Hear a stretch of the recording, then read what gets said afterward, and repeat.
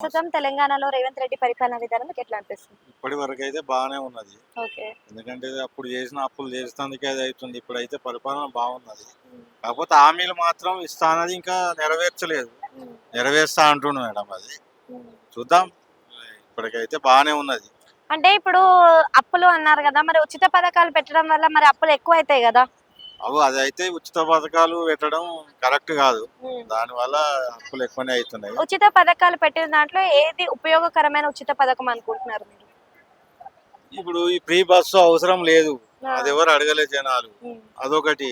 హ్మ్. రైతు బంధు ఏందంటే ప్రతి ఒక్కరికి ఉన్నోళ్ళకు పడుతుంది, లేనోళ్ళకు పడుతుంది. అది ఏందంటే ఎక్కువ ఉన్నోళ్ళకైతే అవసరం లేదు రైతు బంధు తోటి. హ్మ్. అది మేడం అది.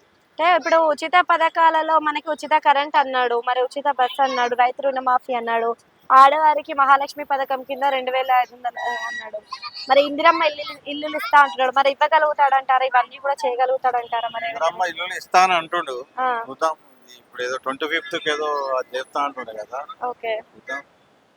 వచ్చే థాంక్ యూ. సంవత్సరమే అవుతుంది కదా. హ్మ్. చూద్దాం. ఇంకొక సంవత్సరం చూస్తే తెలుస్తుంది కదా.